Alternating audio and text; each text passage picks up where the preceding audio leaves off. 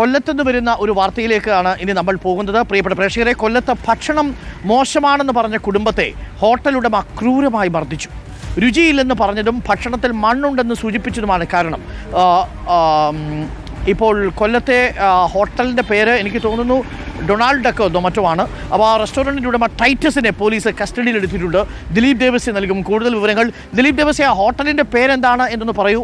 Donald duck എന്നാണോ അതിൻ്റെ പേര്? അങ്ങനെയാണെങ്കിൽ ആ ബീച്ചിൻ്റെ അടുത്തുള്ളൊരു ഹോട്ടലായിട്ടാണ് ഞാൻ മനസ്സിലാക്കുന്നത്. എന്താണ് യഥാർത്ഥത്തിൽ സംഭവിച്ചത്? ഭക്ഷണം കൊള്ളത്തില്ലെന്ന് പറഞ്ഞാൽ ശരി, നന്നാക്കാൻ ശ്രമിക്കാം എന്ന് പറയാം എന്നല്ലാതെ ആളെ ഇങ്ങനെ നന്നാക്കുന്നത് ശരിയായ പരിപാടിയാണോ? എന്താ സംഭവിച്ചത് ദിലീപ്?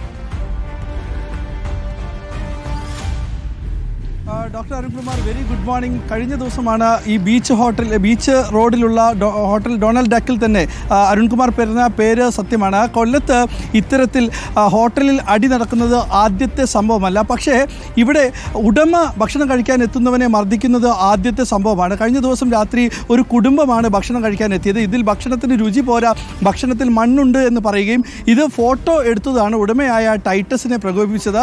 ഇതോടുകൂടി തന്നെ ടൈറ്റസ് ഈ കുടുംബത്തെ മർദ്ദിക്കുകയും ഒപ്പമുണ്ടായ സ്ത്രീയുടെ വസ്ത്രങ്ങൾ വലിച്ചു കീറുകയും ചെയ്തു. ഇതിനെ തുടർന്ന് ഈ CCTV ദൃശ്യങ്ങളടക്കം പോലീസ് കണ്ടെടുക്കുകയും പോലീസ് ഇവർക്കെതിരെ FIR എടുക്കുകയും ഇവരെ അറസ്റ്റ് ചെയ്യുകയും ചെയ്തിട്ടുണ്ട്. ഭക്ഷണം ചോദിച്ച് ഈ ഭക്ഷണത്തിൽ രുചികരമായ ഭക്ഷണം വേണം എന്നുള്ളത് മാത്രമല്ല ഇവർ പറഞ്ഞിരിക്കുന്ന മറ്റൊരു പ്രശ്നം ഈ മണ്ണിൻ്റെ അംശമുണ്ടായിരുന്നു. കൂടാതെ രുചിയും കുറവായിരുന്നു. ഇക്കാര്യങ്ങൾ ചൂണ്ടിക്കാണിച്ചപ്പോഴാണ് ഉടമ ടൈറ്റസ് വരികയും ഈ ഫോട്ടോ എടുത്തത് ഡിലീറ്റ് ചെയ്യാൻ ആവശ്യപ്പെടുകയും ഇക്കാര്യം പുറത്ത് പറയരുതെന്ന് പറഞ്ഞുകൊണ്ടുള്ള ഭീഷണിയായിരുന്നു.